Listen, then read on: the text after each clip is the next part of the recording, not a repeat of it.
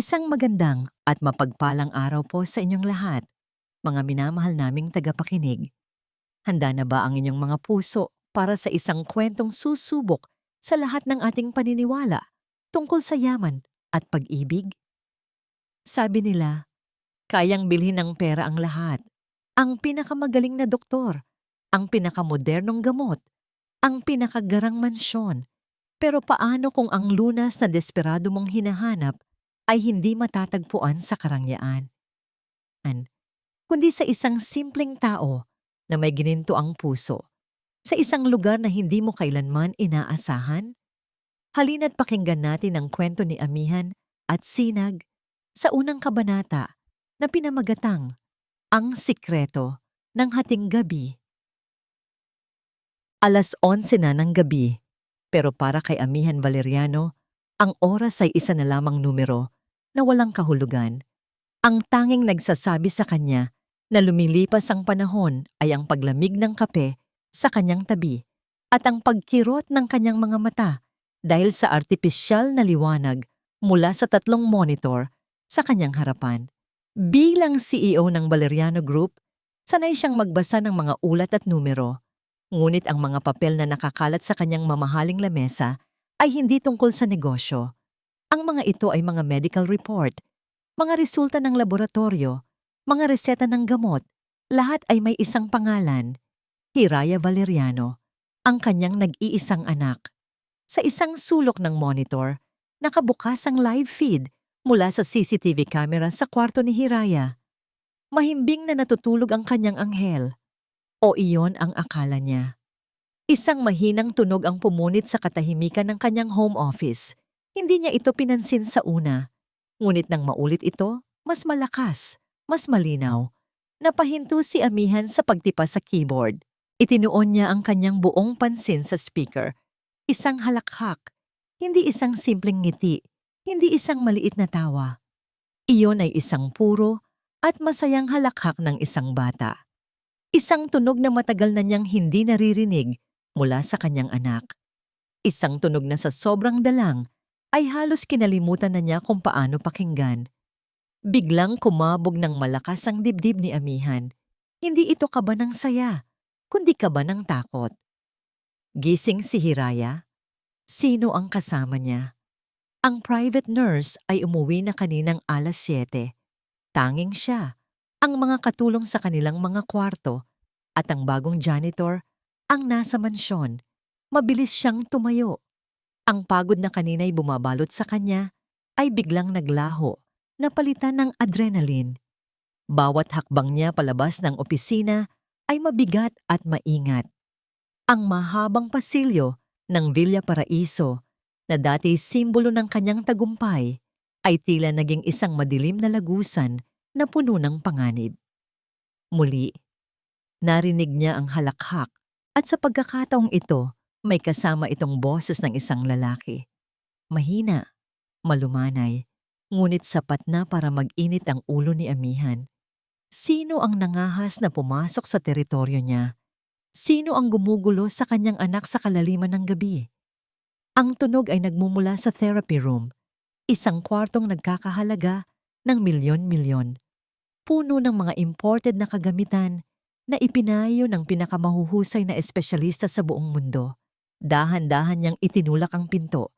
Sapat lang para makasilip. Inihanda niya ang kanyang sarili sa kung anumang makikita niya. Inihanda niya ang kanyang isisigaw. Ngunit natigilan siya.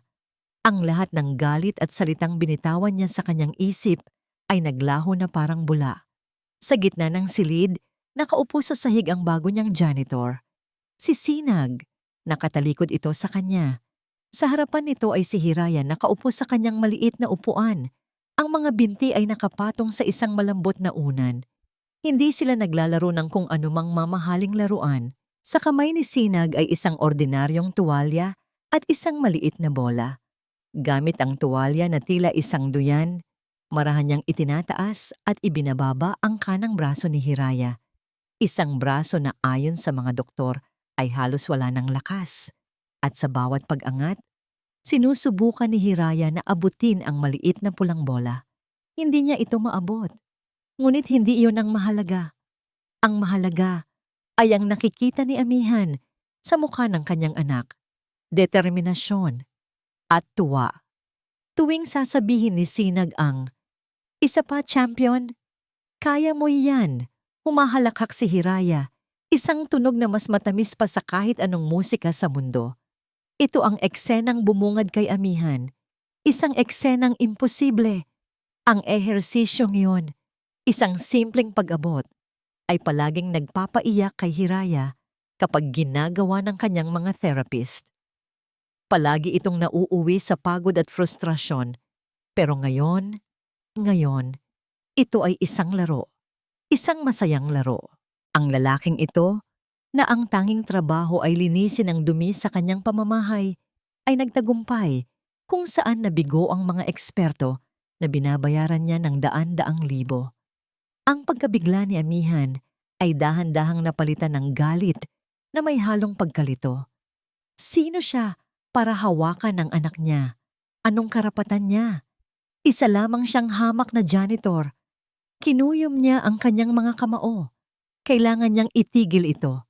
Kailangan niyang ipaalala sa lalaking ito kung saan ito lulugar. Lumabas siya mula sa pagkakatago sa likod ng pinto. Ang kanyang mga takong ay lumilikha ng matalim na tunog sa makintab na sahig. Huminto sa paggalaw si Sinag. Dahan-dahan itong lumingon. Ang ngiti sa kanyang labi ay unti-unting naglaho nang makita ang malamig na ekspresyon sa mukha ng kanyang amo. Humarap si Amihan. Ang kanyang boses ay kasing lamig ng hangin sa gabing iyon. "Sino ka? At anong ginagawa mo sa anak ko?" Sa isang iglap, ang mainit at masayang silid ay naging sinlamig ng yelo. Ang mga salita ni Amihan Valeriano ay hindi pa sigaw, ngunit ang bawat pantig ay tumusok sa dibdib ni Sinag na parang matulis na kutsilyo. Nakita niya ang pagbabago sa mukha ni Hiraya. Mula sa pagtawa ay napalitan ito ng pagkalito at takot. Agad na binitiwan ng bata ang bola. Dahan-dahang tumayo si Sinag. Ipinantay ang sarili sa kanyang amo, ngunit ang kanyang mga mata ay nanatiling nakayuko. Ang bigat ng tingin ni Amihan ay sapat na para maramdaman niya ang kanyang lugar sa mansyong yon. "Ma'am Amihan," nagsimula siya, ang kanyang boses ay mahina at puno ng paggalang. "Patawad po. Hindi ko po intensyon na..." "Anong hindi mo intensyon?" Putol nito sa kanya. Ang galawin ng anak ko nang walang pahintulot. Ang pumasok sa kwartong ito na mahigpit na ipinagbabawal.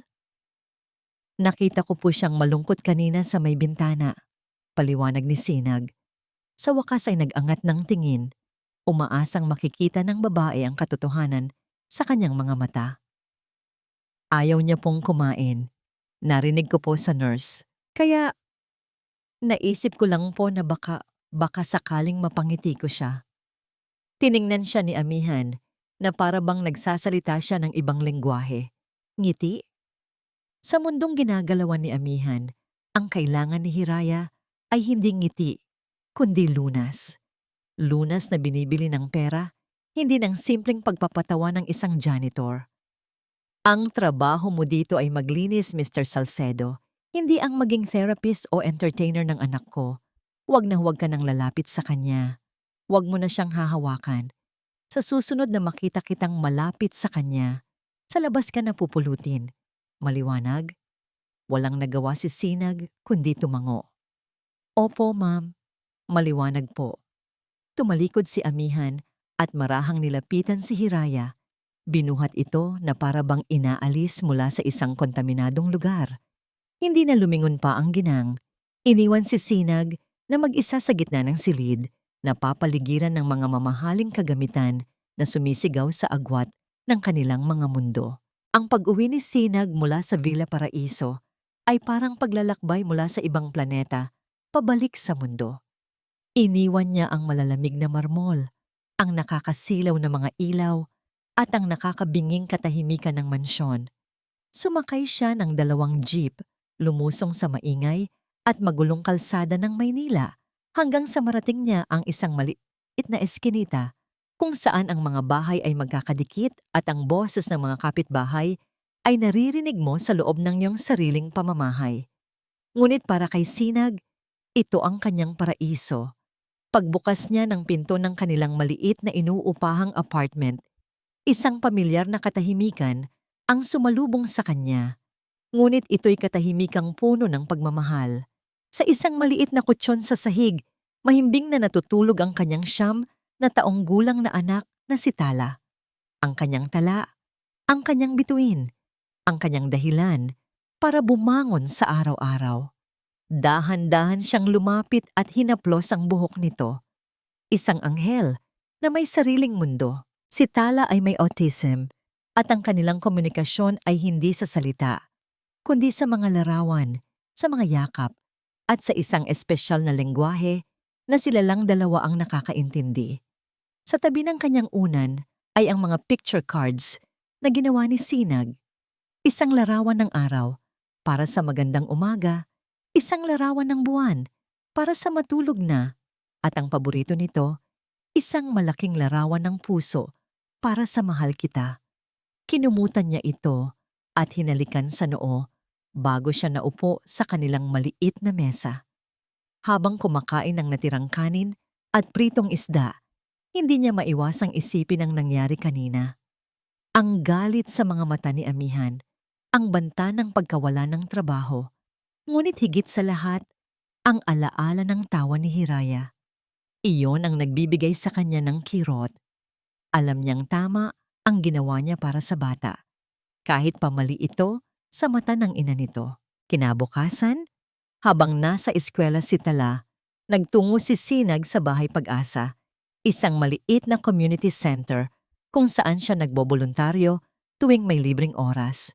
Doon, kasama ang ibang mga bata na may kapansanan, pansamantala niyang nakalimutan ng banta sa kanyang trabaho.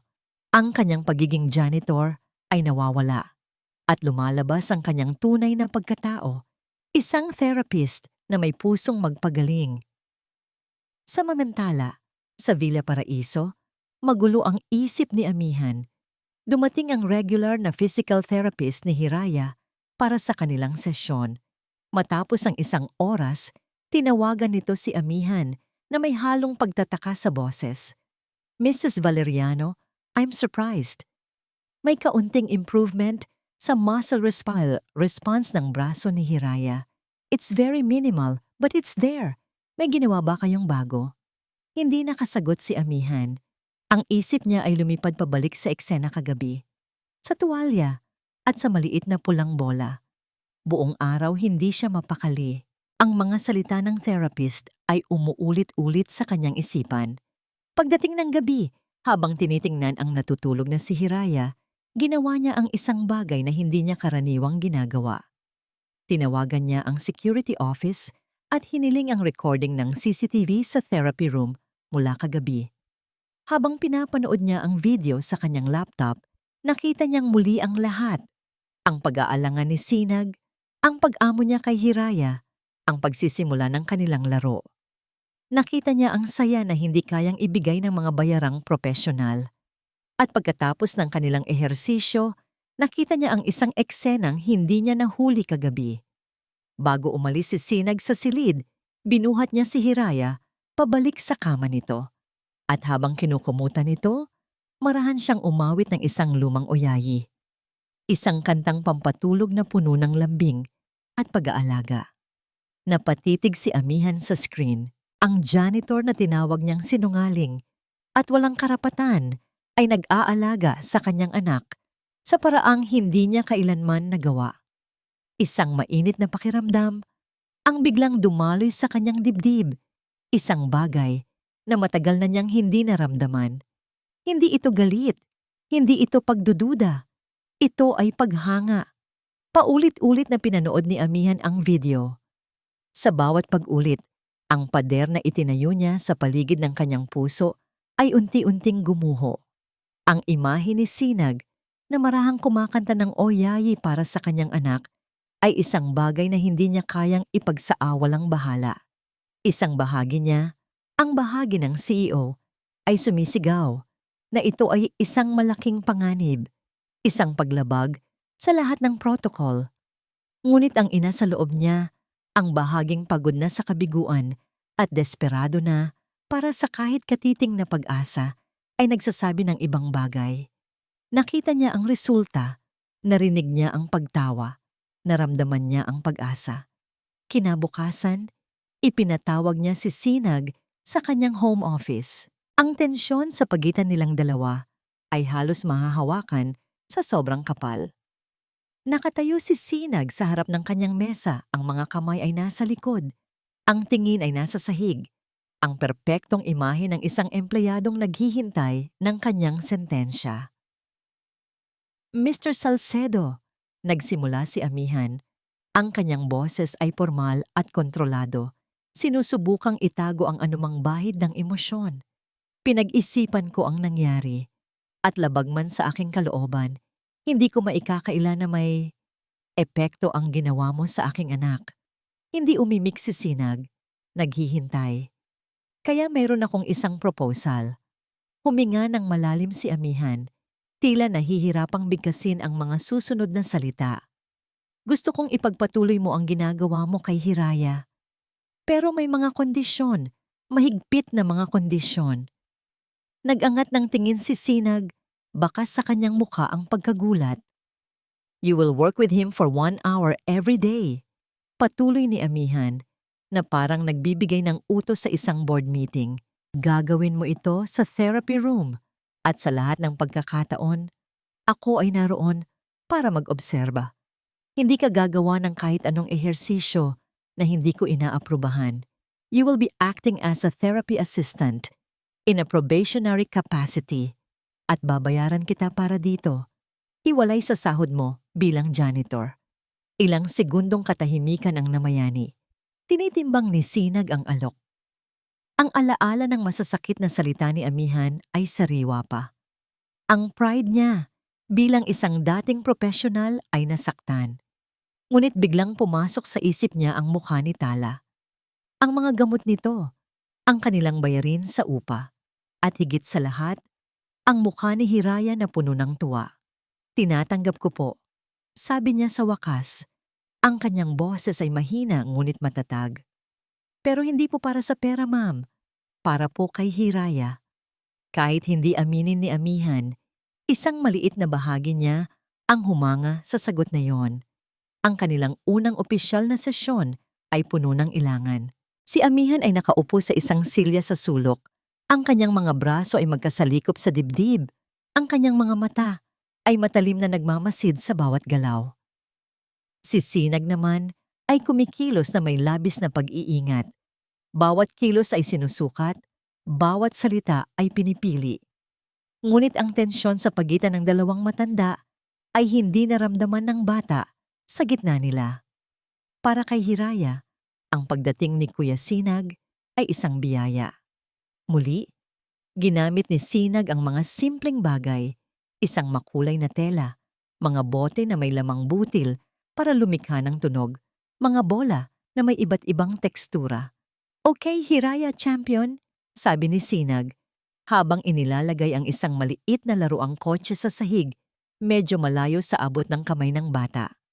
Kunin natin ang kotse, dahan-dahan lang. Pinanood ni Amihan ang eksena.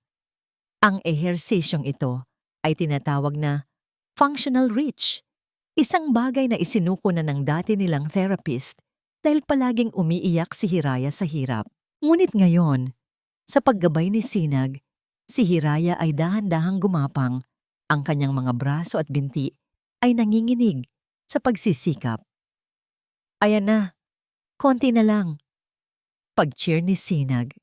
At pagkatapos, nangyari ang milagro. Ang mga nanginginig na daliri ni Hiraya ay dahan-dahang bumukas at sumara sa paligid ng maliit na kotse. Mahigpit niya itong hinawakan. Itinaas niya ito kasing taas ng kanyang dibdib at tumingin kay Sinag na may ngiti ng tagumpay.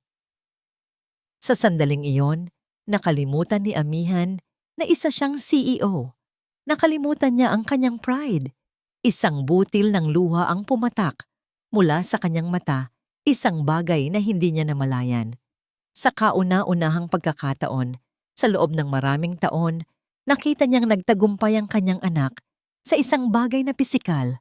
At ang lahat ng iyon ay dahil sa lalaking nasa harapan niya. Nagtagpo ang kanilang mga mata, ang kay Sinag na puno ng tuwa para kay Hiraya at ang kay Amihan na puno ng pasasalamat na hindi niya masabi. Sa isang saglit, nawala ang agwat sa pagitan nila.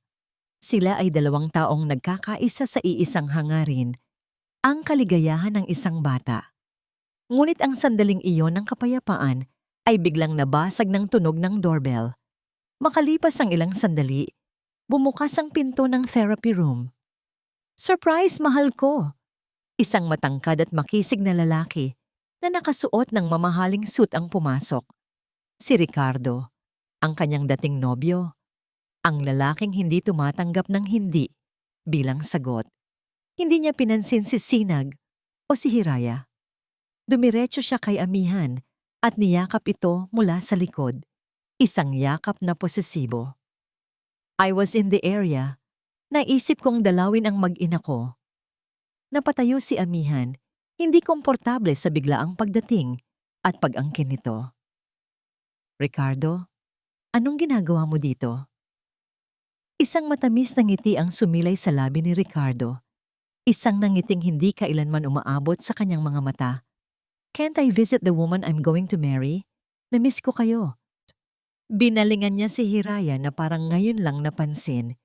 And look at the little champion. How are you, son? Hindi sumagot si Hiraya. Sa halip, mas lalo itong kumapit kay Sinag na tila naghahanap ng proteksyon mula sa estranghero. Ang mga mata ni Ricardo ay lumibot sa silid. Sinusuri ang bawat mamahaling kagamitan hanggang sa wakas ay tumigil ito kay Sinag. Isang tingin na mapanuri mula ulo hanggang paa na may halong pangingilabot na parabang nakakita ito ng insektong naligaw sa isang mamahaling piging. Ang init at koneksyon na naramdaman ni na Amihan at Sinag kanina ay biglang naglaho, napalitan ng malamig na hangin na dala ng pagdating ni Ricardo. Agad na umiwas ng tingin si Sinag, marahang hinaplos ang likod ni Hiraya at ginawang abala ang sarili sa pag-aayos ng mga laruan sa sahig. Sa isang iglap, bumalik siya sa pagiging isang hamak na empleyado. Isang taong hindi dapat nandoon. Naramdaman ni Amihan ang pangangailangang magpaliwanag para protektahan hindi lang si Sinag, kundi pati na rin ang briswal na milagrong nasaksihan niya. Ricardo, si Mr. Salcedo, is helping with Hiraya's. Ngunit itinaas ni Ricardo ang isang kamay, isang senyas para patigilin siya, na parabang ang paliwanag ay isang maliit na detalye na hindi karapat-dapat sa kanyang oras. Ang kanyang tingin ay nanatili kay Sinag. Ang nangiti sa kanyang labi ay naging isang nangisi. Binalik niya ang kanyang atensyon kay Amihan, ngunit ang kanyang boses ay sapat na malakas para marinig ng lahat sa silid. Ah, sabi niya na may pagkukunwaring pag-unawa. Tumingin siya kay Amihan. Ang kanyang mga mata ay nagniningning sa pangaasar. Sino itong bagong hardinero? Mahal ko. Ang salitang hardinero ay binitiwan ni Ricardo na may kasamang nangisi, ngunit para kay Sinag, ang epekto nito ay parang isang malakas na sampal sa mukha. Sa isang iglap, ang lahat ng respeto na unti-unti niyang naramdaman mula kay Amihan ay tila binura. Sa harap ng lalaking ito, bumalik siya sa pagiging isang anino, isang taong walang pangalan, isang bagay na kailangang linisin. Hindi siya umimik. Marahan niyang inalalayan si Hiraya sa pagtayo at sinimulang ayusin ang mga ginamit nilang laruan. Iyon na, ang hudyat na tapos na ang kanilang sesyon. Ang bawat kilos niya ay kalmado at propesyonal sa labas, ngunit sa loob, isang lumang sugat ang muling kumirot. Ang sugat ng pagmamaliit, ng paghusga base sa estado sa buhay, kinailangan ni Amihan na mamagitan. Ricardo, that's enough. Mr. Salcedo is a professional. Is he? Tanong ni Ricardo. Ang mga mata ay hindi pa rin inaalis kay Sinag. My apologies. Ngunit ang tono nito ay walang bahid ng anumang pagsisisi. Mula ng araw na yon, ang presensya ni Ricardo sa Villa Paraiso ay naging mas madalas. Palagi itong dumarating sa oras ng therapy ni Sinag at Hiraya, isang tahimik ngunit mabigat na anino sa sulok. Hindi na ito nagsasalita ng masama, ngunit ang mga tingin nito ay sapat na. Ang bawat ngiti ni Amihan para sa progreso ni Hiraya ay sinusuklian nito ng isang tingin ng selos at pagdududa na ipinupukol nito kay Sinag. Dahil dito, mas pinili ni Sinag na ilabas ng therapy room ang kanilang mga sesyon. Sa malawak na hardin ng mansyon, sa ilalim ng isang malaking puno ng mangga, doon sila nagkakaroon ng kapayapaan. Isang hapon, habang abala si Ricardo sa isang business call sa loob, isang eksenang tila ninakaw mula sa isang pangarap ang naganap. Nakaupo si Sinag sa damuhan, tinuturuan si Hiraya kung paano maingat na hawakan ang isang gumamelang bagong pitas. Si Amihan naman, sa halip na magmasid mula sa malayo, ay naupo na rin sa kanilang tabi. Suot niya ay isang simpleng puting bestida. Ang buhok ay nakapusod lang at sa unang pagkakataon, wala siyang hawak na cellphone o tablet. "Tingnan mo, Hiraya," bulong ni Sinag. Ang tawag dito, gumamela. Parang palda ng isang mananayaw. "Dancer," ulit ni Hiraya. Ang kanyang maliit na boses ay puno ng pagkamangha. Napangiti si Amihan, isang ngangiting totoo at walang pagkukunwari. "Alam mo, Sinag, noong bata ako, paborito kong bulaklak yan. Gumagawa kami ng nanay ko ng bubbles gamit ang dinikdik na dahon niyan. Ginagawa rin po namin yan sa probinsya," sagot ni Sinag, at sa isang saglit, nagtama ang kanilang mga mata. Sa ilalim ng puno, sa ilalim ng sikat ng araw, sila ay hindi na amo at empleyado. Sila ay isang lalaki, isang babae, at isang bata na pinagbubuklod ng isang simpleng bulaklak para silang isang pamilya. Isang masayang pamilya. Ngunit ang mga pangarap ay panandalian lamang. Kinagabihan, hindi mapakali si Sinag sa kanyang pagtulog. Ang mga tingin ni Ricardo, ang bigat ng nakaraan, lahat ay bumalik sa kanya sa anyo ng isang bangungot. Nasa loob siya ng isang malamig at napakalaking silid, isang korte. Nakaupo siya sa witness stand. Sa kanyang harapan, isang babaeng nakasuot ng perlas ang umiiyak habang itinuturo siya. Siya ang may kasalanan. Incompetent siya. Sinira niya ang buhay ng anak ko. Ang mga salita ay tumatama sa kanya na parang mga bato. Tumingin siya sa kanyang abogado, ngunit umiling lang ito. Narinig niya ang malakas na pagpukpok ng martilyo ng hukom. Ang tunog na yon ang sumira sa kanyang pangalan, sa kanyang lisensya, sa kanyang mga pangarap. Nagising si Sinag na humihingal. Ang kanyang damit ay basang-basa ng pawis. Napatingin siya sa natutulog na si Tala sa kanyang tabi. Niyakap niya ito ng mahigpit. Ito ang dahilan. Si Tala ang dahilan kung bakit niya tinitiis ang lahat. Lingid sa kanyang kaalaman, sa kabilang bahagi ng syudad, sa loob ng isang mamahaling kotse, si Ricardo ay may kausap sa telepono. "Gusto kong alamin mo ang lahat tungkol sa janitor na yan. Sinag Salcedo. Huwag kang titigil hanggat walang kang nakikitang butas sa pagkatao niya, kahit gaano kaliit. Naiintindihan mo?" Sabi niya sa kausap, isang private investigator. "I want every skeleton in his closet." Kinabukasan, muling sinubukan ni Ricardo na kumbinsihin si Amihan. "Amihan, mahal, hindi ka ba nag-aalala?" Sabi nito habang nag-aalmusal sila. "You're entrusting your son to a complete stranger, isang janitor. We know nothing about him. It's dangerous." Hinawakan ni Amihan ang kanyang tasa ng kape. "He's getting results, Ricardo. Results that multi-million peso therapists failed to give. That's all that matters to me. Or maybe he's just getting lucky. Giit ni Ricardo. Paano kung may gawin siyang mali? Paano kung lalong mapahamak si Hire?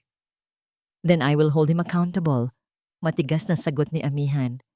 But for now, I trust him. Ang salitang trust ay tumatak sa isip ni Ricardo. Pag-alis ni Amihan, kinuha niya ang kanyang telepono. Ang kanyang panga ay naninigas sa galit. At habang tinitingnan niya mula sa bintana, si Sinag na papalapit sa hardin, handa para sa isa na namang sesyon, tumunog ang kanyang telepono. Ang private investigator. Sir, sabi ng boses sa kabilang linya. What do you have? Walang pasensyang tanong ni Ricardo. Nagkaroon ng sandaling katahimikan. May nahanap akong di maganda. Sir, tungkol sa lisensya niya. Isang mabagal at mapanagumpay ng ngiti ang gumuhit sa mga labi ni Ricardo. Sa wakas, hawak na niya ang sandata na wawasak sa tiwalang iyon. Nagdaan ang ilang araw na puno ng panibagong pag-asa sa Villa Paraiso. Ang mga sesyon sa hardin ay naging sentro ng araw ni Amihan. Sa isang oras na yon, hindi siya ang CEO ng Valeriano Group. Siya lang si Amihan, ang ina ni Hiraya, na nasisilayan ang unti-unting pagbabalik ng lakas at saya ng kanyang anak. Ang tiwala niya kay Sinag ay lumago. Hindi na ito base sa resulta, kundi sa sinseridad na nakikita niya sa mga mata nito sa tuwing tinitingnan nito si Hiraya. Isang hapon, habang nag-iisa si Amihan sa kanyang opisina, pumasok si Ricardo. Walang ngiti sa mga labi nito at ang mukha nito ay puno ng pagkukunwaring pag-aalala. May dala itong isang manipis na brown folder. Amihan, can we talk? Sabi nito sa seryosong tono. I'm busy, Ricardo. Sagot ni Amihan. Hindi inaalis ang tingin sa kanyang laptop. This is important. Giit nito. Inilapag ang folder sa kanyang lamesa na may kasamang malalim na buntong hininga. Ayoko sanang gawin to. Alam kong nagsisimula ka ng magtiwala din sa kanya. Pero bilang taong nagmamahal sa'yo, hindi ako matatahimik. This is for Hiraya's safety. Ang mga salitang Hiraya's safety ay sapat na para makuha ang buong atensyon ni Amihan. Tumingin siya sa folder.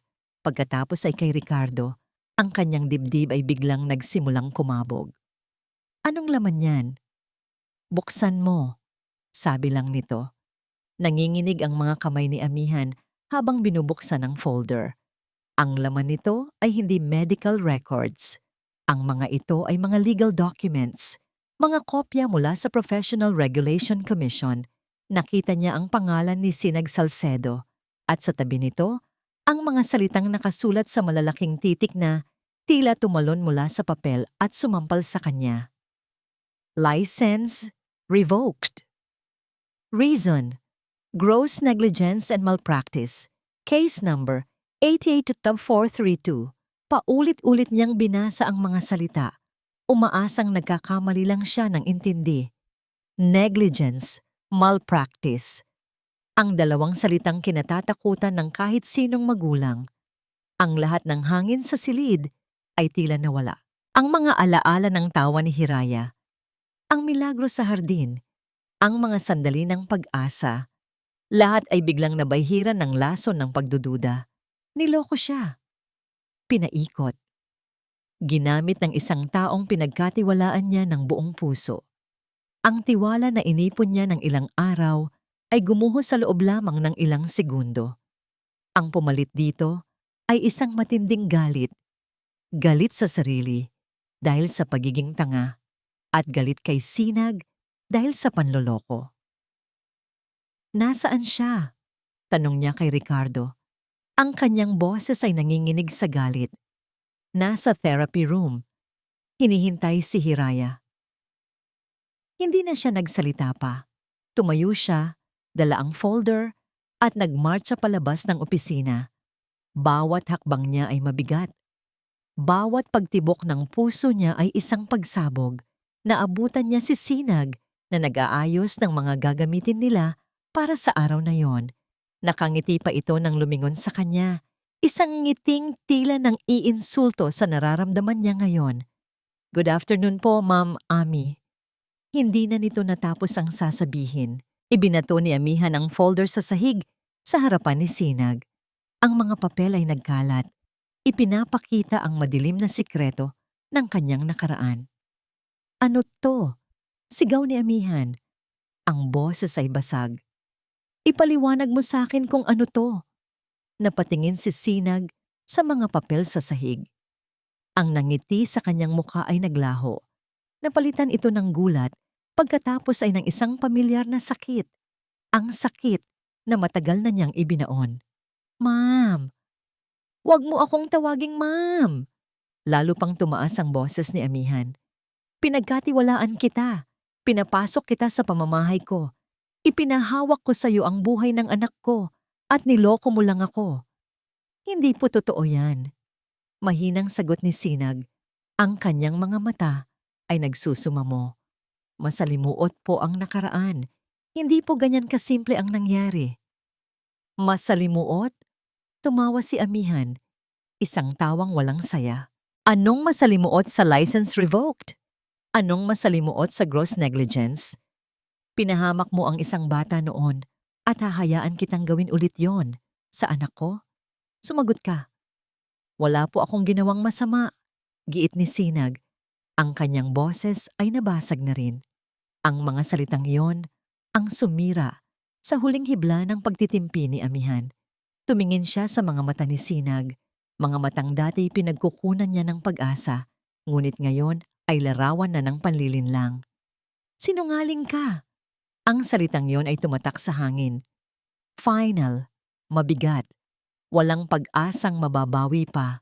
Tumahimik si Sinag. Ang sakit sa kanyang mga mata ay napalitan ng isang pagod na pagtanggap. Dahan-dahan siyang yumuko, hindi para pulutin ang mga papel, kundi para kunin ang kanyang maliit na bag sa isang sulok. Nagsimula siyang iligpit ang kanyang mga gamit, ang tuwalya, ang mga bola, ang makukulay na tela, ang mga simpleng bagay na naging instrumento ng kanilang maliliit na milagro. Hindi na nagsalita si Amihan. Pinanood niya lang ito. Ang kanyang puso ay durog, ngunit ang kanyang mukha ay matigas na parang bato. Nang matapos si Sinag, lumakad siya papunta sa pinto. Ngunit bago siya tuluyang lumabas, huminto siya at lumingon kay Amihan sa huling pagkakataon. Walang galit sa kanyang mukha, tanging isang malalim na kalungkutan. Sana isang araw, matutunan mong tumingin sa tao, hindi sa papel. Mahal ko ang anak mo na parang tunay kong anak. Pagkatapos ay tumalikod na ito at naglakad palayo. Iniwan si Amihan na nanginginig sa gitna ng silid na puno ng mga sirang pangako at isang nakakabinging katahimikan. Ang mga sumunod na araw, matapos ang pag-alis ni Sinag, ay naging isang bangungot para kay Amihan. Ang katahimikan na bumalik sa Villa Paraiso ay hindi na katahimikan ng kapayapaan, kundi ng kawalan. At ang pinakamatinding tinamaan nito ay si Hiraya. Ang progresong dahan-dahan nilang inipon sa loob ng ilang linggo ay naglaho na parang buhangin sa dalampasigan.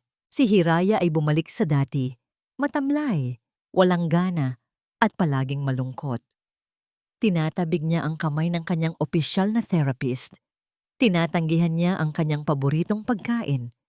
At sa gabi, naririnig ni Amihan ang mahinang pagtawag nito mula sa kanyang kwarto, isang pangalan na paulit-ulit niyang binabanggit na parang isang panalangin. Kuya Sinag! Kuya Sinag! Bawat pagbigkas ng pangalang iyon ay parang isang karayom na tumutusok sa puso ni Amihan. Ginawa niya ang sa tingin niya ay tama para protektahan ang kanyang anak, ngunit bakit ang resulta ay mas lalong pagdurusa? Ang mga huling salita ni Sinag ay bumabalik sa kanya na parang isang multo. Sana isang araw, matututunan mong tumingin sa tao, hindi sa papel. Isang umaga, hindi na nakatiis si Amihan. Ang pagiging ina ay nanaig sa kanyang pride bilang isang CEO. Habang abala si Ricardo sa isang business meeting at ang nurse ay nasa kusina, kinuha ni Amihan ang kanyang susi ng kotse at ang employment file ni Sinag. Kailangan niya ng mga sagot. Kailangan niyang malaman ang katotohanan kahit gaano pa ito kasakit. Nag-drive siya patungo sa address na nakasulat sa file. Ang kanyang mamahaling European sedan ay tila isang alien na sasakyan habang lumiliko ito mula sa malalawak na kalsada ng Forbes Park patungo sa makikitid at magugulong eskinita ng Tondo. Ang bawat metro na kanyang tinatahak ay isang hakbang palayo sa kanyang komportableng mundo. Ipinark niya ang kotse sa isang medyo maluwag na kalye at naglakad. Ang hangin ay iba. May amoy ng nilulutong pagkain, ng usok mula sa mga sasakyan, at ng buhay. Ang mga tao ay nagtitinginan sa kanya, sa kanyang mamahaling damit at sapatos. Sa unang pagkakataon, naramdaman niya kung paano maging isang outsider. Nahanap niya ang address, isang lumang gusali na may kupas na pintura. Ngunit hindi ito isang apartment. Isang malaking karatula na gawa sa kahoy ang nakasabit sa itaas ng pinto. Bahay Pag-asa Community Center. Nag-alinlangan si Amihan. Ito ba ang tamang lugar? Dahan-dahan siyang sumilip sa bukas na bintana. At doon, nakita niya ito. Nakita niya si Sinag. Hindi siya naglilinis. Nakaupo siya sa sahig na semento, napapaligiran ng halos 10 bata. Ang bawat isa ay may kanya-kanyang kapansanan. Isang batang babae na naka-wheelchair, isang batang lalaki na may braces sa binti, isang batang may Down syndrome, at si Sinag ang sentro ng kanilang maliit na universo. Pinanood ni Amihan mula sa labas, ang kanyang puso ay tumitibok ng sobrang bilis.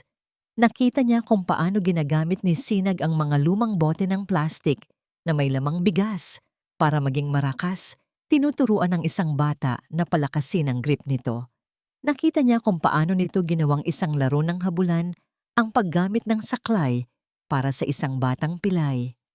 Walang mamahaling kagamitan, walang aircon, tanging mga bagay na gawa sa sipag at imahinasyon, at ang bawat sulok ng lugar na yon ay puno ng isang bagay na hindi kayang bilhin ng pera ni Amihan.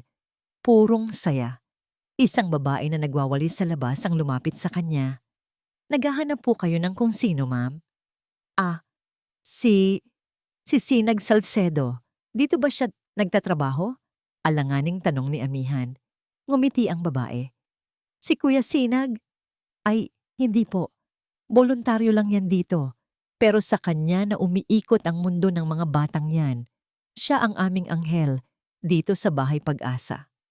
Naglakas loob si Amihan na magtanong. "Totoo po bang dati siyang therapist?" Ang nangiti ng babae ay napalitan ng lungkot. "Ay, opo. Ang pinakamagaling. Hanggang sa nangyari yung aksidente, na i-frame up po siya ng isang mayamang pamilya. Ipinaglaban niya, pero wala siyang pera. Wala siyang koneksyon. Sila, mayroon ng lahat. Tinanggalan siya ng lisensya.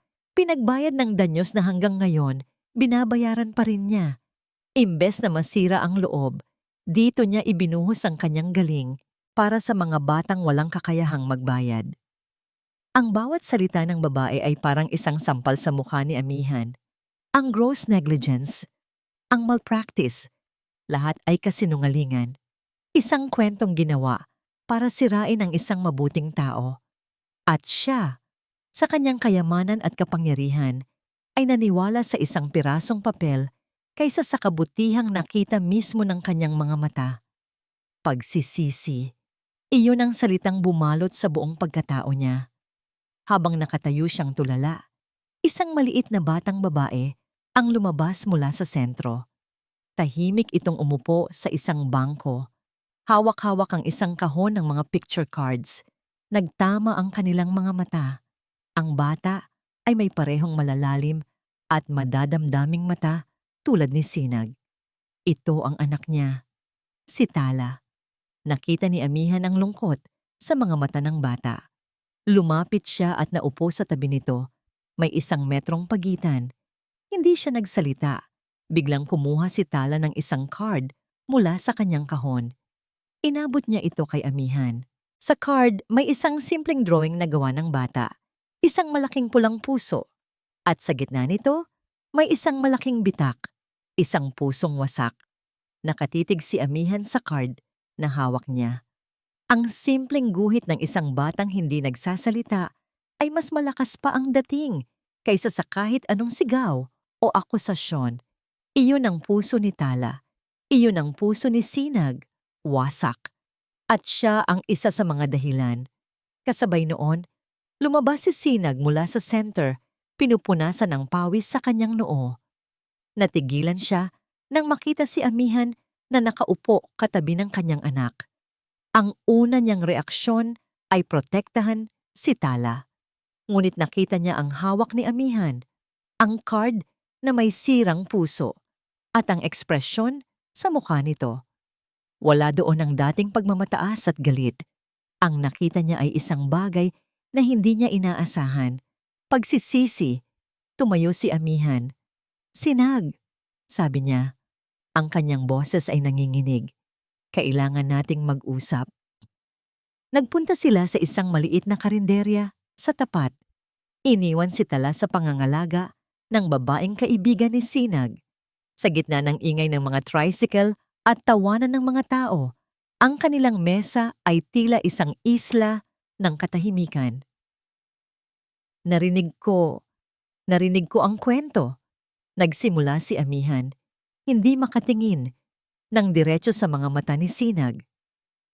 "Mula sa alis sa labas, tungkol sa nangyari sa'yo, sa lisensya mo." Hindi umimik si Sinag, hinayaan niya lang itong magsalita. "Patawarin mo ako," sabi ni amihan. At sa wakas, nag-angat siya ng tingin. Ang kanyang mga mata ay puno ng luha na pilit niyang pinipigilan. "I'm sorry, Sinag, sa lahat ng sinabi ko, sa paraan ng pagtrato ko sa'yo. Naging bulag ako. Hinusgahan kita base sa isang pirasong papel. Hindi ko nakita ang tunay na ikaw. Patawarin mo sana ako." Ang sinseridad sa boses ni amihan ay tumagos sa puso ni Sinag. Nakita niya ang babaeng nasa likod ng malamig na CEO. Isang inang desperada, isang taong nagkamali, at handang aminin ito. Ang galit na itinago niya sa kanyang dibdib ay unti-unting natunaw, napalitan ng isang pamilyar na pakiramdam ng pag-unawa. "Tinanggap ko na po ang nakaraan," mahinang sagot ni Sinag. "Pero salamat pa rin po." "Hindi," giit ni amihan. Ang kanyang determinasyon ay bumabalik. "Hindi sapat ang salamat. Hindi sapat ang sorry. Ang ginawa nila sa'yo ay mali. Kailangan mong makuha ang hustisya, ang pangalan mo, ang lisensya mo. Kailangan mong mabawi ang lahat at tutulungan kita." Nag-alinlangan si Sinag. "Ma'am amihan, matagal na po yun. Kalabanin sila ay parang pagbangga sa pader. Mayaman sila, makapangyarihan." "Mas mayaman ako," mabilis na sagot ni amihan. "At mas makapangyarihan. Just tell me everything, every single detail. Tell me their names." Huminga ng malalim si Sinag. Ang pagbabalik tanaw ay masakit. Ngunit sa pag-asa na ipinapakita ni amihan, nagkaroon siya ng lakas ng loob. Ikinuwento niya ang lahat. Tungkol sa batang pasyente na mayaman, ang biglaang aksidente sa bahay nito na walang kinalaman sa therapy, at kung paano siya ang ginawang scapegoat para makuha ang insurance money at maiwasan ang kahihihiyan. "Sino sila, Sinag?" tanong ni amihan. Ang kanyang boses ay matatag. "Anong pangalan ng pamilyang yon?" Tumingin si Sinag sa malayo. Ang kanyang mga mata ay nagdilim sa alaala ng sakit. "Ang nagdemanda po sa akin, ang ama ng bata," sabi niya. Ang kanyang boses ay halos isang bulong. Ang pangalan niya ay Enrique. May kung anong kumirot sa isip ni amihan. Ang pangalan ay pamilyar. "Enrique?" Ulit niya. "Anong apelyido?" "Enrique Montemayor." Sa sandaling binitiwan ni Sinag ang pangalang iyon, ang buong mundo ni amihan ay huminto sa pag-ikot. Montemayor. Ang pangalan ay umalingaw-ngaw sa kanyang isipan na parang isang kulog. Montemayor, ang pamilyang mortal na kaaway ng mga Valeriano sa mundo ng negosyo. Ang pamilyang ilang dekada nang sinusubukang pabagsakin ang kanilang kumpanya. Ang pamilyang dahilan ng mga gabing walang tulog ng kanyang ama. Ang taong sinira ang buhay ni Sinag ay ang parehong taong sumisira sa kanilang negosyo. Biglang nag-ugnay ang lahat ng mga piraso. Ang biglaang pagdating ni Ricardo, ang pag-aalala nito, ang folder. Hindi ito nagkataon lamang. Plinano ang lahat. Tumingin siya kay Sinag na nagtataka sa biglaang pananahimik niya. At sa mga mata ng lalaking ito, ang lalaking hinangaan niya, ang lalaking sinaktan niya, ang lalaking gusto niyang tulungan, nakita ni Amihan ang isang napakasakit na katotohanan. Ang pagtulong kay Sinag ay hindi na lang basta pagtulong. Ang pagkuha ng hustisya para kay Sinag ay nangangahulugan ng pagbibigay ng sandata sa kanilang pinakamalaking kalaban. Ang paglalantad sa kasalanan ng mga Montemayor ay lilikha ng isang iskandalo na tiyak na gagamitin nila laban sa Valeriano Group. Ito ay isang digmaan at si Sinag, nang hindi niya nalalaman, ay nasa pinakasentro nito. Napasabunot si Amihan sa kanyang buhok. Ang kanyang isip ay gulong-gulo. Isang napakabigat na dilema ang biglang ibinato sa kanyang balikat. Kung ibabalik ko ang dangal mo, wawasakin ko ang pamilya ko. Ang biyahe ni Amihan pabalik sa Villa Paraiso ay isang malabong pagkataranta. Ang ingay ng Maynila ay hindi na niya naririnig. Ang tanging umuugong sa kanyang isipan ay ang pangalang Montemayor, paulit-ulit na parang isang sirang plaka. Pagdating niya sa mansyon, hindi na siya nag-abalang mag-park ng maayos.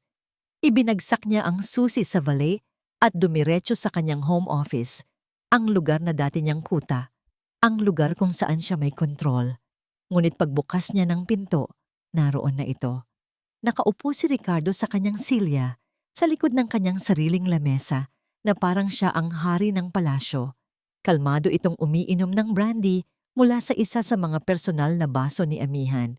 Nag-angat ito ng tingin nang pumasok siya, at sa mga mata nito, nakita ni Amihan ang isang malamig at kalkuladong tagumpay. Alam na nito. Alam na nitong alam na niya. "How was your trip to the other side of the world, mahal?" Tanong nito. Ang bawat salita ay may bahid ng pangiinsulto. "Nag-enjoy ka ba sa immersion mo sa kahirapan?" Hindi siya sumagot. Isinara niya ang pinto at humarap dito, sinusubukang tipunin ang natitirang lakas at awtoridad sa kanyang pagkatao. "Umalis ka sa silya ko, Ricardo." Tumawa ito ng mahina. "Relax, Amihan. This is just a preview of our future together." Itinuro nito ang silya sa harap ng lamesa. "Please have a seat. Meron tayong kailangang pag-usapan. Isang business proposal." Umupo si Amihan. Ang kanyang mga kamay ay mahigpit na nakakuyom sa ilalim ng lamesa. Ito na yon. Ang pagtutuos. Inilapag ni Ricardo ang kanyang baso at naging seryoso.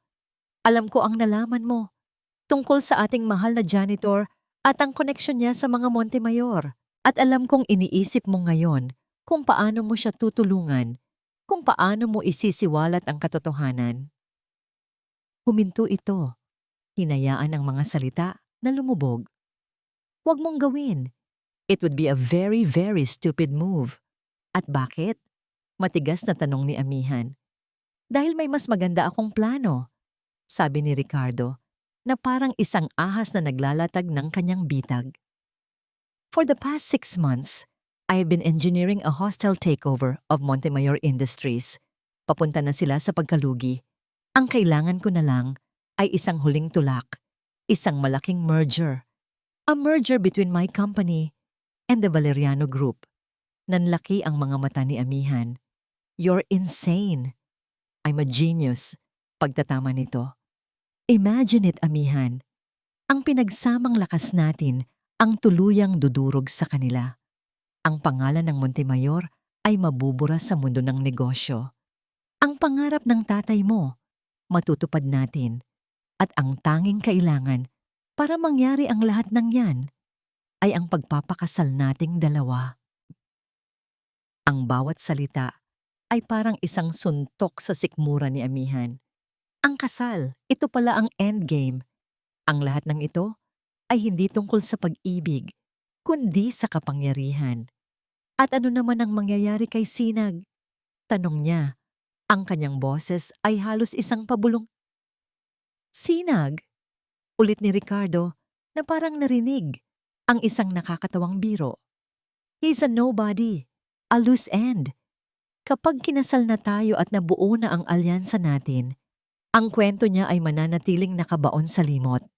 For the good of the company, for the good of our family. Ngayon, inilatag na ni Ricardo ang kanyang ultimatum. Ang kanyang mga mata ay walang awa at malamig. May dalawa kang pagpipilian, amihan. Number 1, you marry me. We merge our companies, we destroy our rivals, and the Valeriano legacy will be more powerful than ever. We bury Sinag's past forever, a small sacrifice for a greater victory. And number 2, nanginginig na tanong ni amihan. Number 2, sabi ni Ricardo, sumandal sa kanyang upuan.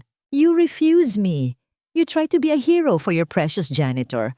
At sa oras na gawin mo yon, ako mismo ang maglalabas ng istorya. Isipin mo ang headlines. Valeriano CEO, kinakanlungan ang disgrasyadong therapist na inakusahan ng karibal na Montemayor. Anong iisipin ng mga tao? Na nakikipagsabuatan ka sa kaaway? O na isa kang incompetent na CEO na nagtitiwala sa isang criminal? Your stock prices will plummet. It will be a scandal that will destroy both the Valerianos and the Montemayors. At sa gitna ng gulo, sino sa tingin mo ang pupulot sa mga piraso? Ako. Para siyang sinasakal. Wala siyang laban. Bawat daan ay patungo sa kanyang pagkawasak. Ang mga mata ni amihan ay napadako sa malaking portrait ng kanyang ama na nakasabit sa dingding. Naalala niya ang mga salita nito.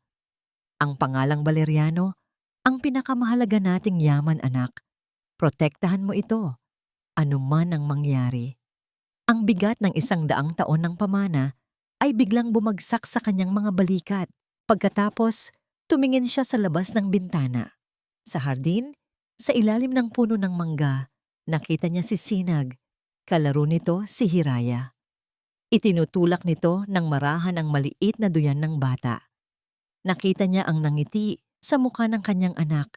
Isang nangiting totoo, isang nangiting hindi nabibili.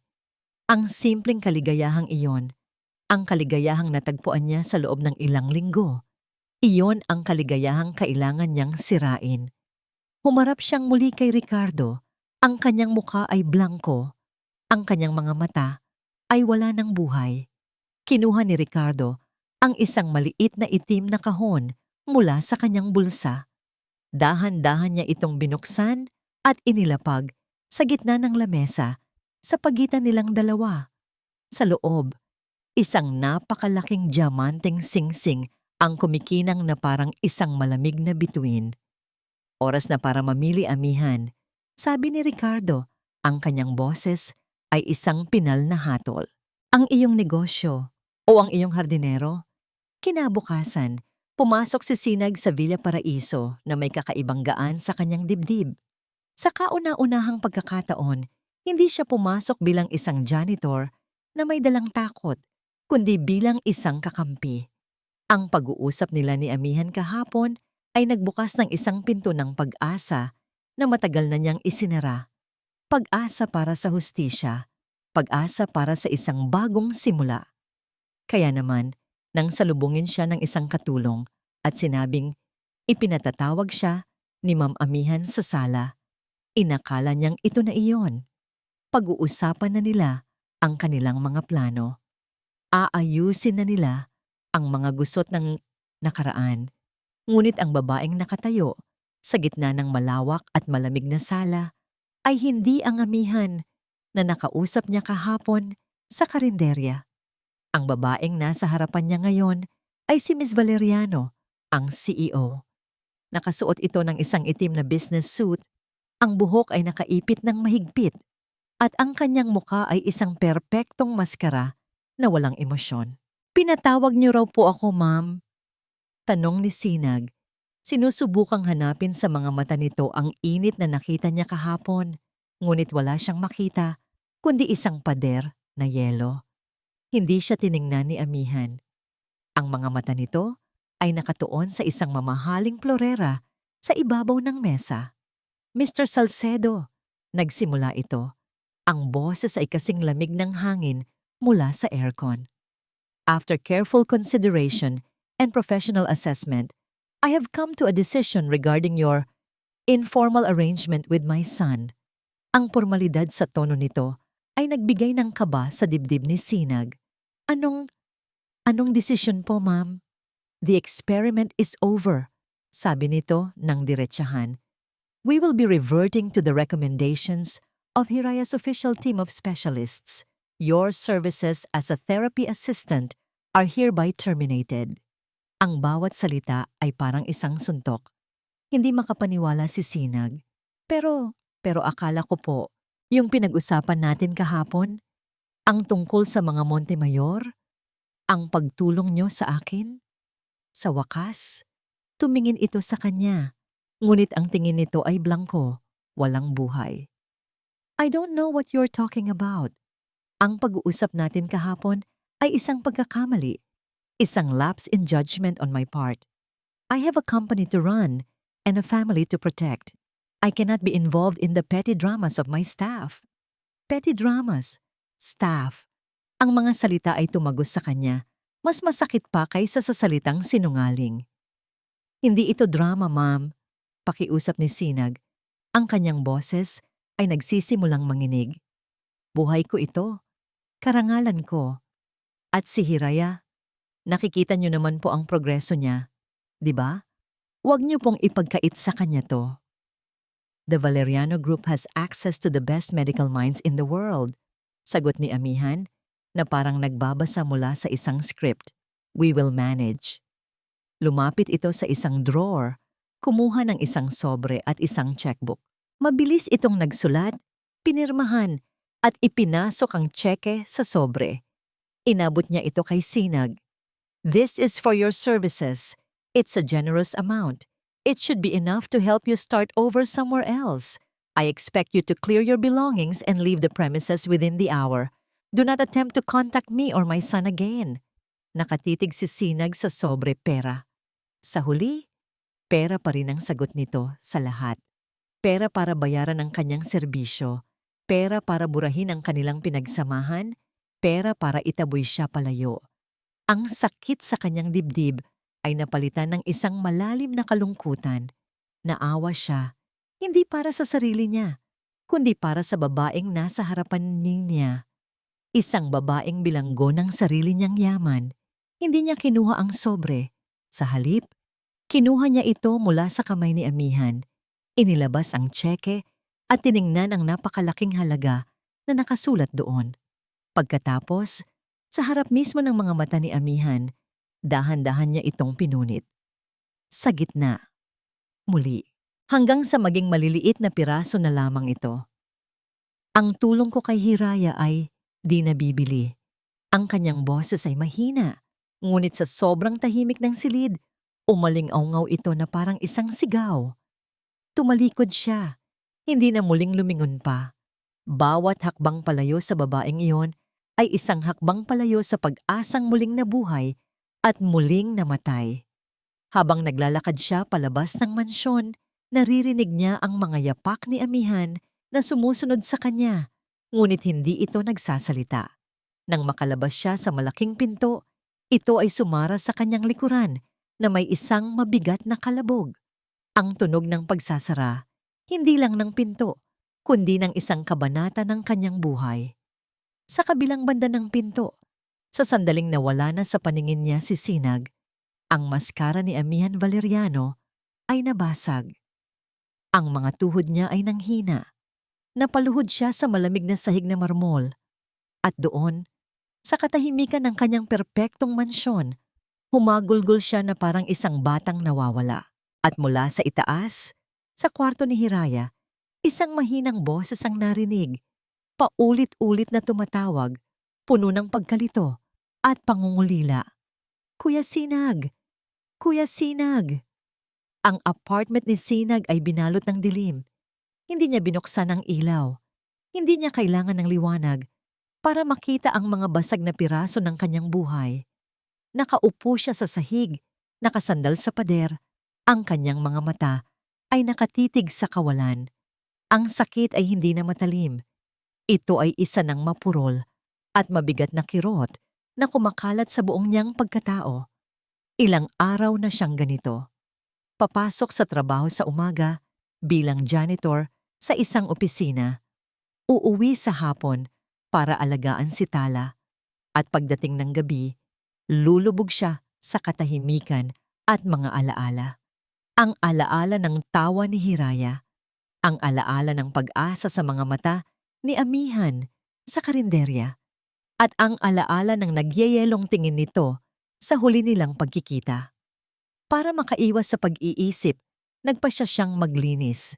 Isang bagay na alam niyang gawin. Isang bagay na may kontrol siya. Sinimulan niyang ayusin ang isang lumang baul sa ilalim ng kanyang kama. Isang baul na naglalaman ng lahat ng natitira mula sa kanyang dating buhay. Ang buhay ni Sinag Salcedo, OTRP, habang nag-aayos, ang kanyang mga daliri ay dumapos sa mga pamilyar na bagay. Mga makakapal na libro sa anatomy, mga luma niyang uniforme, isang nameplate na may nakaukit na pangalan niya na may maliit na lamat sa gilid. Ang bawat bagay ay isang paalala ng pangarap na ninakaw sa kanya. Aalisin na sana niya ang lahat nang may isang maliit na bagay na nahulog mula sa isang lumang notebook, isang lumang USB flash drive. Kulay itim na may kupas ng sticker ng isang medical supply company. Napatitig siya dito. Halos nakalimutan na niya ang pagkakaroon nito. Ito ang ginagamit niya noon para isave ang mga video ng sesyon niya sa mga pasyente para sa pag-aaral at pagsubaybay sa kanilang progreso. Bigla siyang nakaramdam ng isang kakaibang tulak. Hindi niya alam kung bakit. Kinuha niya ang kanyang luma at mabagal na laptop. Matagal bago ito bumukas. Isinaksak niya ang USB at ang tunog ng pag-detect ng computer sa device ay umalingaw-ngaw sa tahimik na kwarto. Binuksan niya ang folder. Puno ito ng mga video file na may mga pangalan ng pasyente at petsa. Ang ilan ay binuksan niya, mga imahe ng mga batang tinulungan niya, noon na ngayon ay marahil mga binata't dalaga na. At pagkatapos, nakita niya ang isang file na nagpatigil sa kanyang paghinga. Montemayor Final Session 1022, 2019, MP4, nanginginig ang kanyang kamay habang ikiklik ang play. Ang video ay nagsimula. Nakita niya ang kanyang sarili, mas bata, mas payat, na ginagabayan ng isang batang lalaki sa pag-akyat sa isang maliit na indoor slide. At sa sofa, hindi kalayuan, nakaupo ang ina. Si Mrs. Montemayor, abala sa kanyang telepono. Pinanood niya ang eksenang paulit-ulit na bumabalik sa kanyang mga bangungot. Ngunit ngayon, malinaw ang lahat. Kitang-kita sa video ang pagtatapos ng kanilang sesyon, ang pagpapaalam niya sa bata, ang pag-alis niya sa silid, at ang sumunod na eksena, ang pag-akyat ng bata sa isang mataas na estante habang ang ina ay tumatawa sa kausap sa telepono. At ang pagkahulog, hindi siya naroon. Wala siya sa silid nang mangyari ang aksidente. Ang katotohanan na pilit na ibinaon ng mga Montemayor ay nasa harapan niya. Malinaw pa sa sikat ng araw. Ito ang ebidensya. Samantala, sa Villa Paraiso, ang dilim ay may ibang anyo. Ito ay ang dilim ng kawalan ng pag-asa. Nakatayo si Amihan sa tabi ng kama ni Hiraya. Ang kanyang anak ay nilalagnat ng mataas at halos hindi na gumagalaw. Ang nurse ay nag-aalala. Ang mga doktor ay walang mahanap na pisikal na dahilan. Sabi nila, psychological stress. Sabi nila, emotional regression. Ngunit para kay Amihan, iisa lang ang pangalan nito, kalungkutan. Isang kalungkutan na siya mismo ang nagdulot. Hinaplos niya ang noo ng kanyang anak, ang lahat ng kayamanan niya, ang lahat ng mamahaling aparato na kumukurap sa paligid ng kama, ang mga pangalan ng pinakamagagaling na doktor sa kanyang speed dial. Lahat ay walang silbi, lahat ay walang kwenta. Pinili niya ang legacy ng Valeriano, ngunit sa anong halaga? Ang kaligayahan, ang buhay ng kanyang sariling anak? Sa sandaling iyon, sa tabi ng higaan ng kanyang naghihirap na anak, napagtanto ni Amihan ang isang katotohanan na masakit pa sa kahit anong pagkalugi sa negosyo. Nabigo siya, hindi bilang isang CEO, kundi bilang isang ina. At habang ang mga luha ay tahimik na dumadaloy sa kanyang mga pisngi, biglang nag-vibrate ang kanyang telepono. Isang numero na hindi nakasave, ngunit isang numero na kabisado na niya. Nag-alinlangan siya. Pagkatapos, sinagot niya ito. "Hello?" sabi niya. Ang kanyang boses ay paos. Sa kabilang linya, isang boses na puno ng bagong lakas at determinasyon ang sumagot. Ang boses ni Sinag. "May kailangan kang makita. Ito na ang katotohanan." Ang grand ballroom ng isang five-star hotel ay kumikinang. Ang mga naglalakihang chandelier ay nagbibigay liwanag sa daan-daang bisita, mga bigating pangalan sa mundo ng negosyo, mga politiko, at mga miyembro ng media. Ang lahat ay naroon para saksihan ang isang makasaysayang anunsyo. Ang merger ng Del Fuego Corporation ni Ricardo at ng Valeriano Group, at higit sa lahat, ang opisyal na pag-anunsyo ng pagpapakasal ni na Ricardo Del Fuego at Amihan Valeriano. Sa entablado, si Ricardo ay nasa kanyang elemento. Nakangiti ito mula tenga hanggang tenga. Ang bawat salita ay puno ng kumpiyansa at pagmamayabang. Si Amihan ay nakatayo sa kanyang tabi, isang perpektong estatwa ng kagandahan sa kanyang mamahaling evening gown. Mukha siyang kalmado, mukha siyang payapa, ngunit sa loob, isang bagyo ang nagwawala.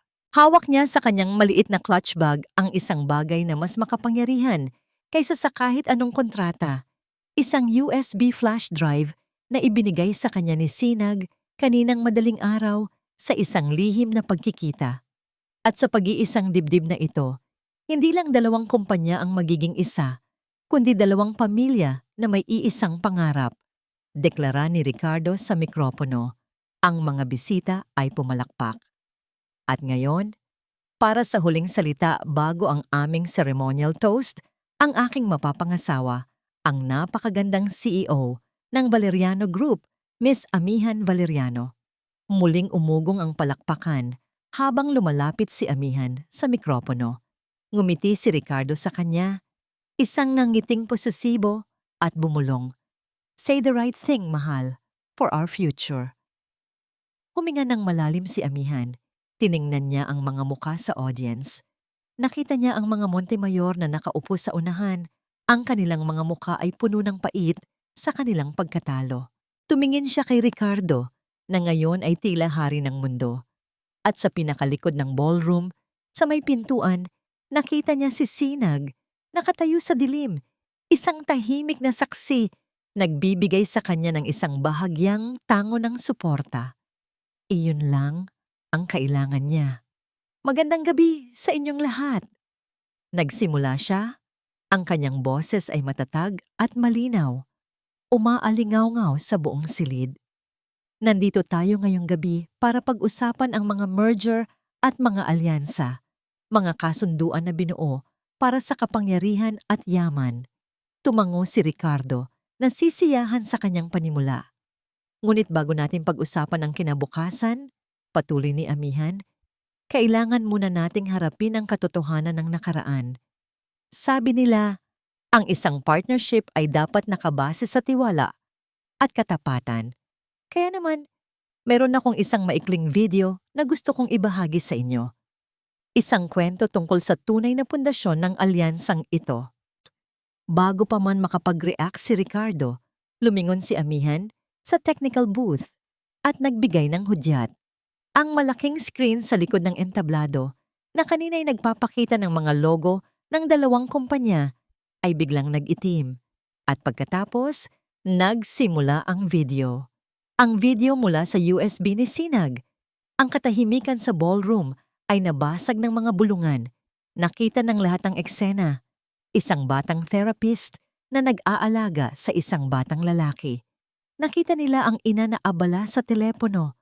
Nakita nila ang pag-alis ng therapist. At ang pinakamahalaga, nakita nila ang pagkahulog ng bata dahil sa sarili nitong pag-akyat sa estante habang ang ina ay walang kamalay-malay. Ang bulungan ay naging isang malakas na ugong. Ang mga kamera ng media ay nagsimulang mag-flash, nakatutok hindi sa entablado, kundi sa mesa ng mga Montemayor.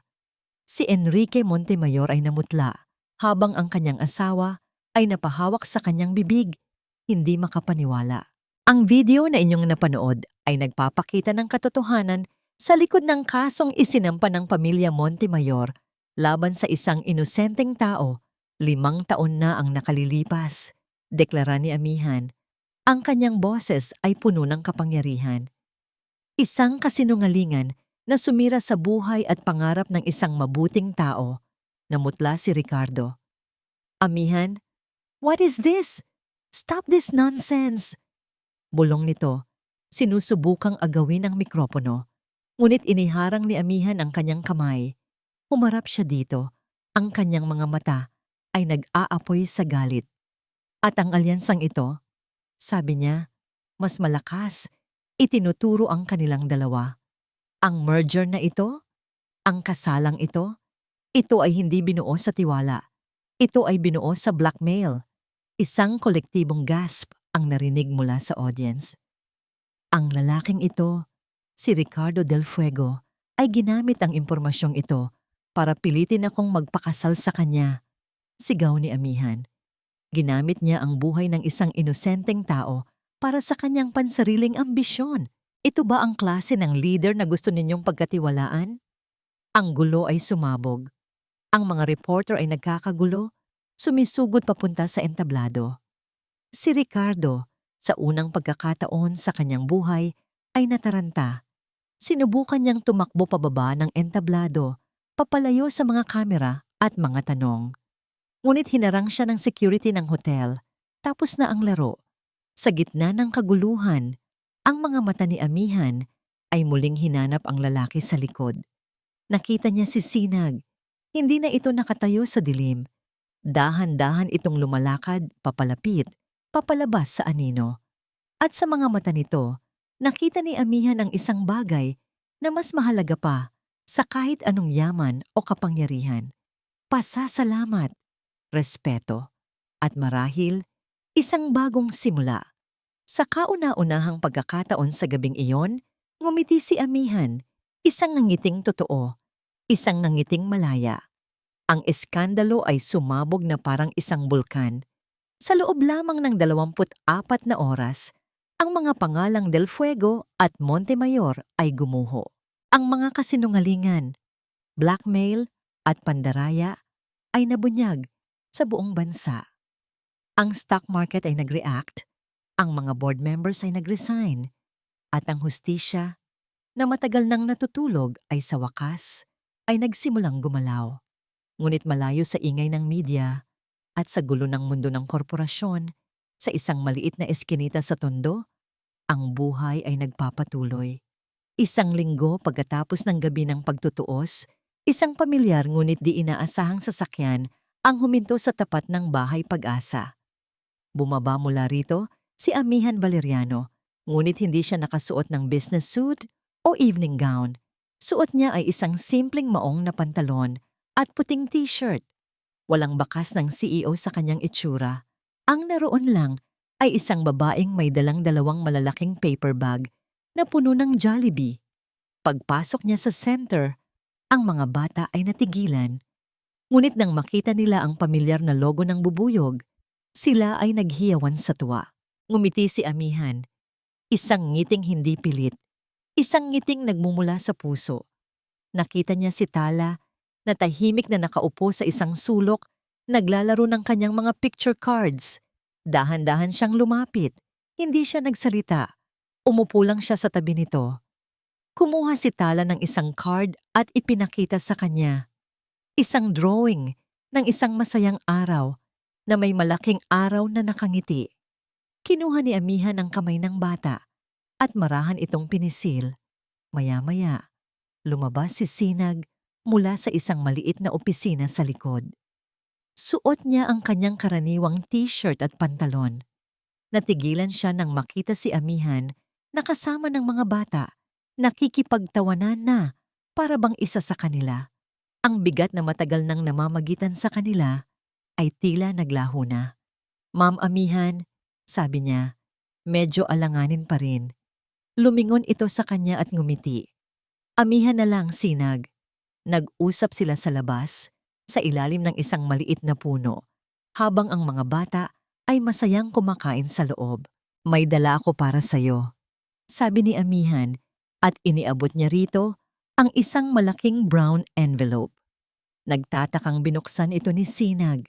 Sa loob, nakita niya ang isang bagong-bagong ID card mula sa Professional Regulation Commission. Ang kanyang pangalan, Sinag Salcedo, OTRP, at ang kanyang lisensya, reinstated. Napatingin siya kay Amihan. Ang kanyang mga mata ay hindi makapaniwala. "Paano?" "May mga koneksyon din ako," sabi ni Amihan na may maliit na ngiti. "Ipinakita ko ang video sa board. Mabilis nilang inaksyonan. Ito ang nararapat sa'yo, Sinag. Ito ang pagkatao mo." Hindi alam ni Sinag ang sasabihin. Isang bigat na dinala niya sa loob ng 5 taon ang biglang nawala. Sa wakas, malaya na siya. "Salamat, Amihan. Hindi ko alam kung paano kita pasasalamatan." "Mayroon akong alam na paraan," sabi ni Amihan, mas seryoso na ngayon. "Gusto kong maging opisyal na therapist ka ni Hiraya. Full-time. Ikaw ang magiging head ng kanyang recovery team." At bago pa man makasagot si Sinag, idinugtong niya, "At itong bahay Pag-asa? Gusto kong pondohan ito. Gawin natin itong isang state-of-the-art rehabilitation center para sa mga batang tulad nila. Lahat ng kailangan ninyo, equipment, staff, building expansion, ako ang bahala.